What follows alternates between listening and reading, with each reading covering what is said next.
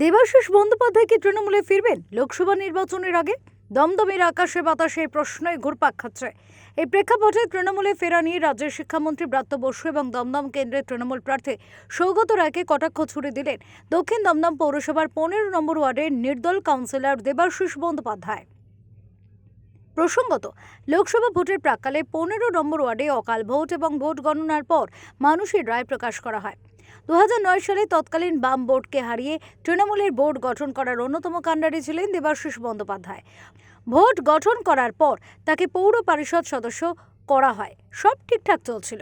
2022 সালে পৌর নিগম ভোটে তার বিরুদ্ধে দুর্নীতি আছে বলে তৎকালীন তৃণমূলের মহাসচিব পার্থ চট্টোপাধ্যায় তাকে টিকিট দেয়নি। কিন্তু সেই সময় এই 15 নম্বর ওয়ার্ডে 96% ভোট পেয়ে নির্দল প্রার্থী হিসেবে দাঁড়িয়ে নির্বাচিত হন তিনি। 19শে মার্চ 2024 দমদমে রবীন্দ্র ভবনে এক কর্মী সভায় রাজ্যের শিক্ষামন্ত্রী তথা দমদমের সাংসদ সৌগত রায়ের উপস্থিতিতে তৃণমূলের পতাকা ধরে দলে যোগদানের কথা বললে তিনি তার সর্বসমক্ষে প্রত্যাখ্যান করেন। এরপর তৃণমূলে যোগদানের জন্য জনগণের রায় নিতে ভোটের আয়োজন করা হয়।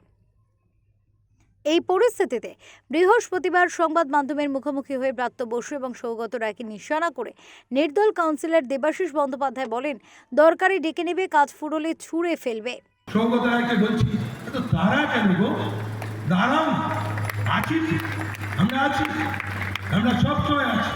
আমরা যে আছি, আমরা আবার প্রমাণ দেব যে আমরা আছি এবং একেবারে সঠিকভাবে আছি, সঠিকভাবে আছি, অন্য অনেকের থেকে বেশি আছে।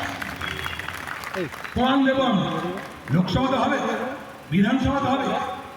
উল্লেখ্য, 15 নম্বর ওয়ার্ডের প্রতিটি নাগরিকদের ভোট দেবার জন্য 11টি ব্যালট বক্স রাখা ছিল। সেখানে প্রায় 3000 মানুষ ভোট দেন এবং অধিকাংশ মানুষ নির্দলে থাকার সুপারিশ করেন।